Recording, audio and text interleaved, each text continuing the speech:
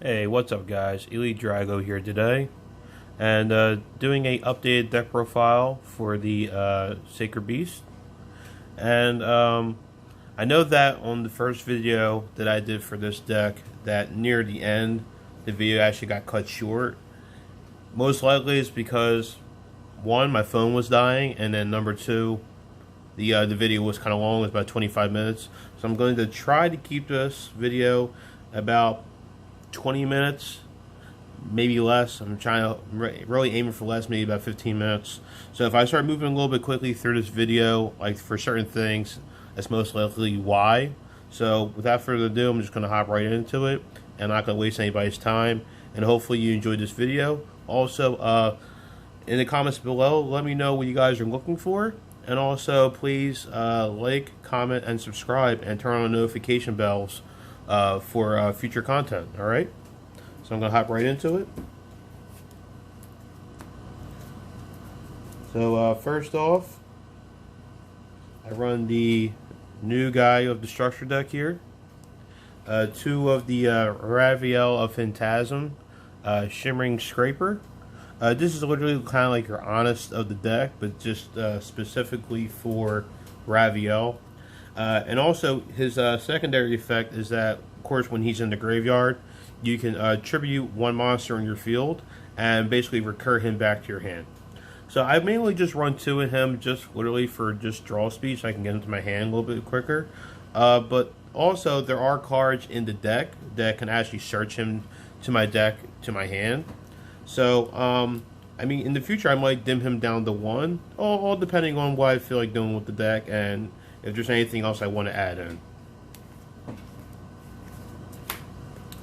Alright, next up for the actual normal Sacred Beast of the deck, I run the 2 Raviel, 2 Haman, and the 1 Uria, of course, because he's the worst one of all 3 of them. Yeah, really self-explanatory, nothing really to explain here. If you guys aren't really sure what they do, I can explain them to you.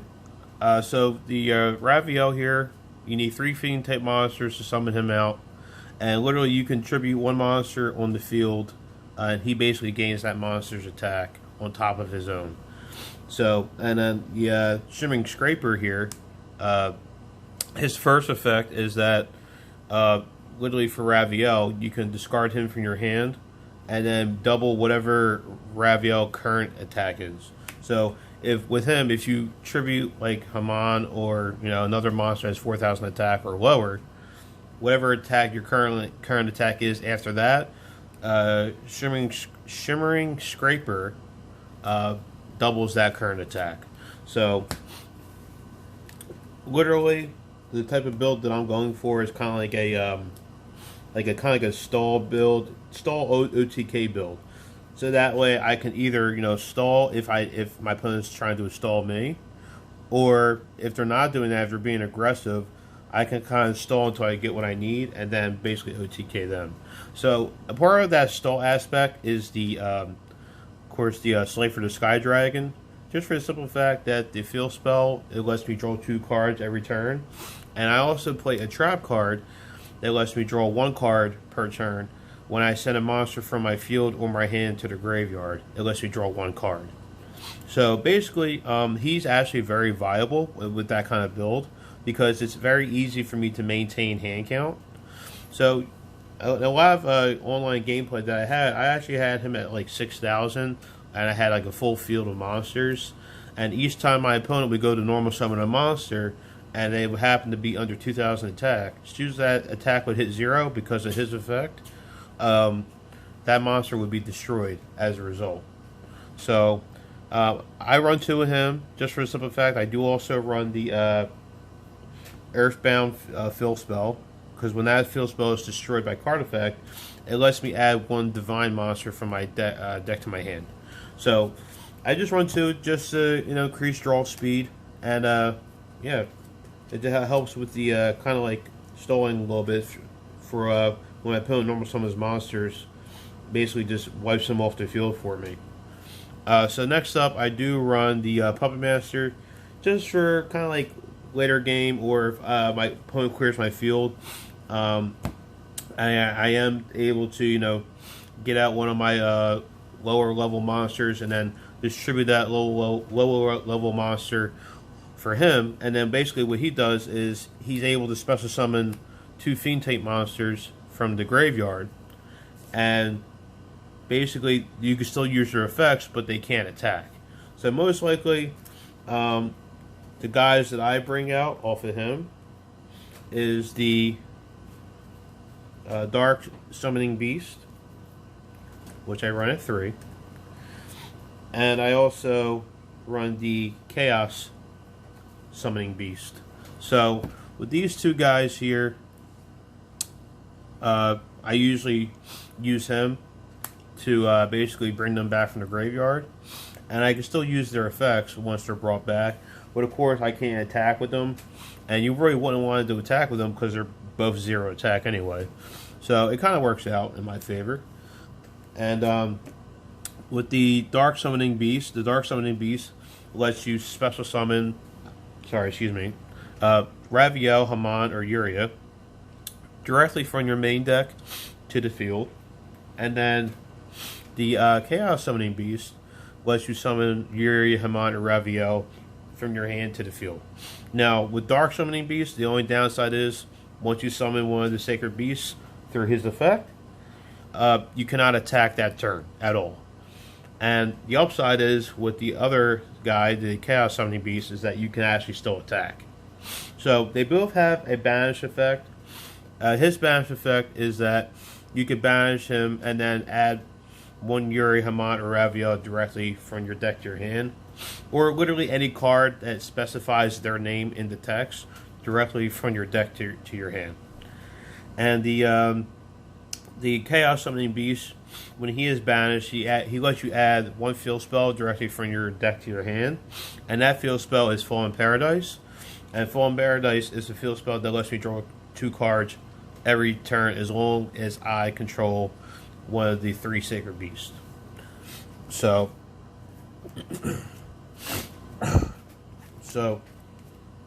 next up, of course, is one of your main normal summons of the deck, the Dark Beckoning Beast.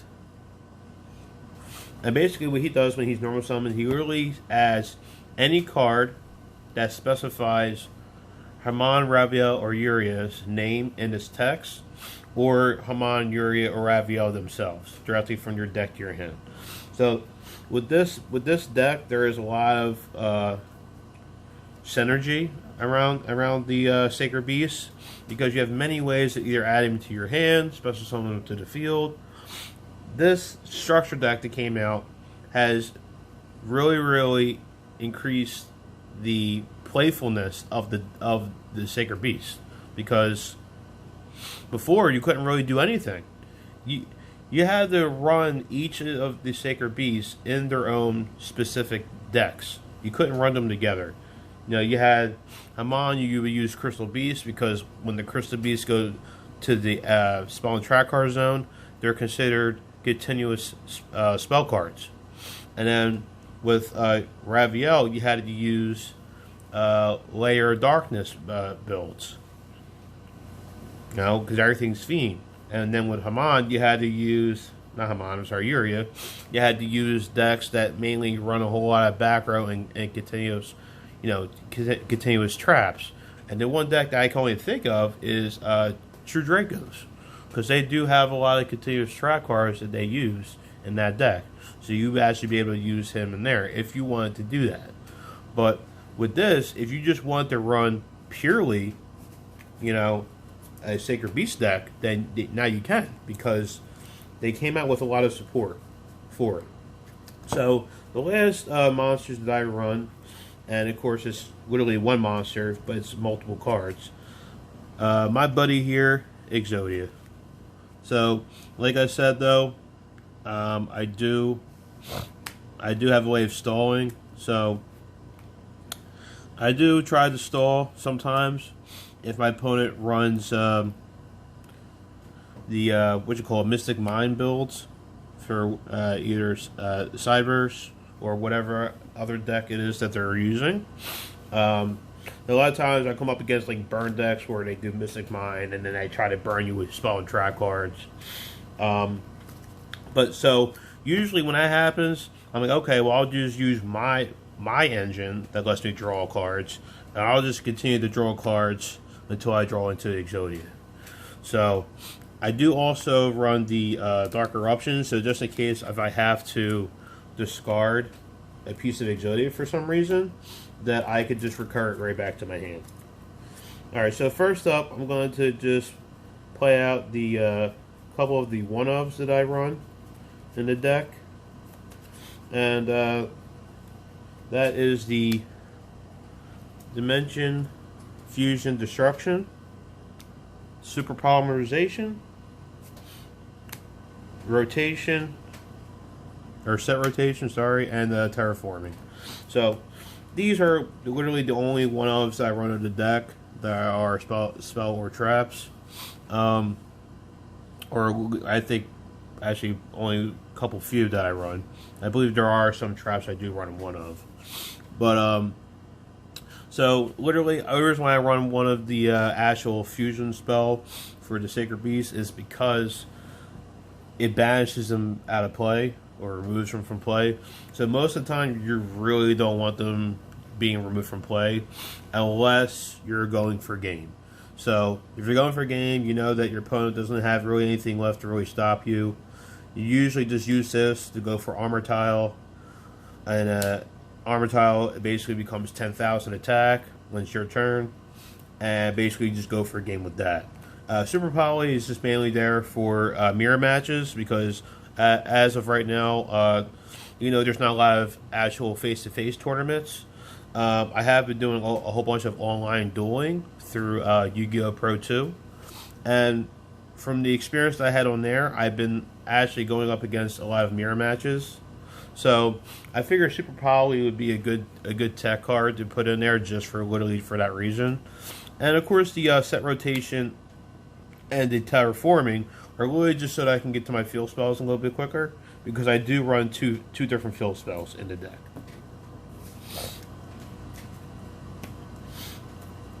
Alright, and as for those two field spells, I do run Mound of the Bound Creator. Literally just protect my my level 10 monsters. Any level 10, and yes, that does include the Egyptian gods. And that's why I run this card, because I do run Slave for the Sky Dragon in the deck.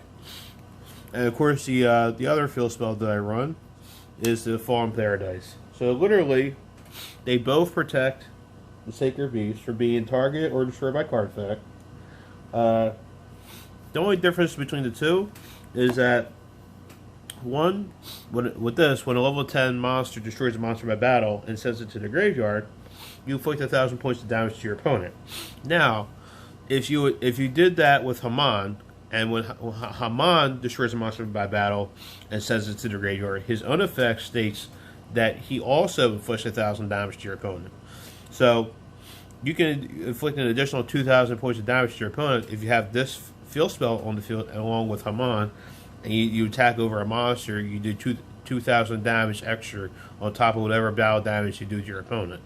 So, and then also with the Fallen Paradise, it protects your basically Sacred Beast specifically, and then during every turn, you draw 2 cards as well as you control one of the 3 Sacred Beasts.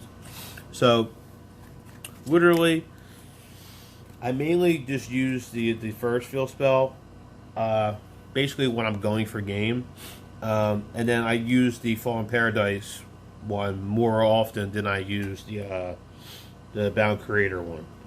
Alright, so another 3 ones that I use is opening of the Spirit Gates. And literally this is just another search card. It kind of searches, it's kind of like a once per activation when you actually physically activate the card. It gives you a search. You literally search anything at all that has to do with Sacred Beast, as long as it includes it in its text. So, and then on top of that, you can discard 1 card with this, And if you have a Fiend type monster with 0 attack and 0 defense in your graveyard, you can special summon that monster to the field. And the upside is the effects are not negated, and you can still use the effects. Alright, so I do run the 2 Dark Eruption, and I do run 2 Recurring Nightmare. So, Dark Eruption, like I said before, is mainly for Exodia, in case I have to discard pieces of Exodia to be able to draw cards. And then the Recurring Nightmare is literally just so that I can get 1 or 2 of my search monsters back to my hand if my opponent clears my field somehow. Alright, so moving on into the trap cards.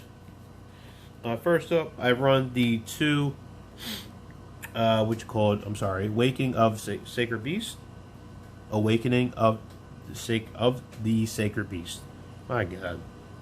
So basically, what this guy does is, when I have, depending on how many Sacred Beasts I have on the field with different names, I gain certain effects. So the maximum is 3 effects. So of course, if I have 1, each time my opponent normal summons a monster, I gain that attack as life points. And then number 2, if I have 2, any activated effects my opponent would have are negated.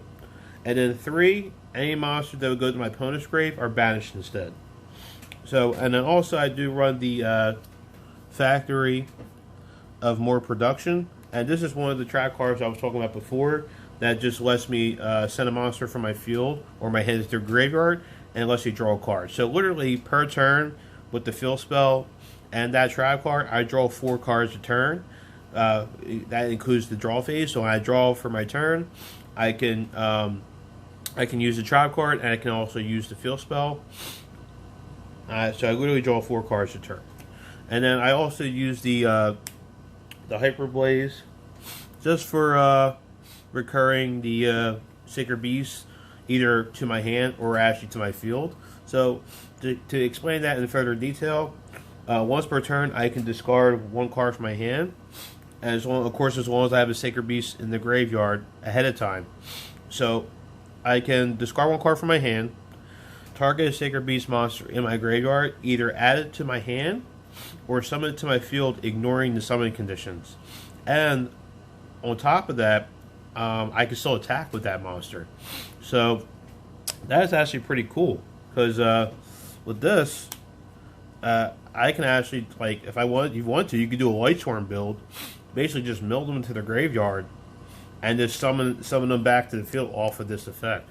So if you're able to do like Curry Bandit, and then mill it to the graveyard, like Sacred Beast to the graveyard, and you happen to mill one of these, you add it to your hand, you set it, and since it's a trap card, you can just do it during your opponent's turn. You activate this, discard, bring back 1 of your Sacred Beasts to the field. It's basically whatever you guys want to do, whatever kind of build you're going for. All right, last but not least, I do run 3 Infinite Impermanence, and really not much to say about this card. But if you draw this, first hand of the duel, and you happen to go second, it's very, very, very useful, because most decks, they have to have their initial normal summon to really pop off. And if you do this, monster being normal summoned and the monster effect goes to activate and it lets them search something, then you can just negate that with this directly from your hand. So, it's pretty cool. I like that stuff. And so move on to the extra deck here. So I do run the 2 number XX Utopia Dark Infinity. Literally just lets me utilize my level 10s, and also if I have a monster in my field that was special summoned, I can target that monster and literally gain attack equal to that monster's attack as life points. And also when he destroys a monster by battle, I can detach 1 card, literally snatch that monster up and take it as my own. Well, not as material, but I just literally just pull it to my side of the field. Alright, so I do run 2 max, literally just for life point burn. And then I do run 1 armor tile and 1 trilogy. Literally just because of the extra deck. Like I said before, with this guy, every single time it's your turn, he becomes 10,000 attack. You also take no battle damage when it's your opponent's turn.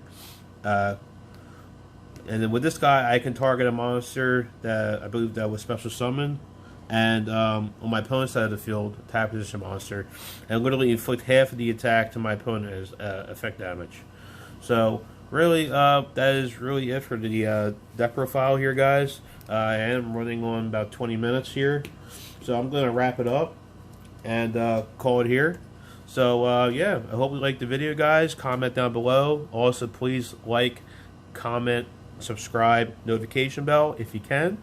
And with that said, guys, oh man, I can't talk today. With that said, guys, it's your move, and I'll see you on the next one.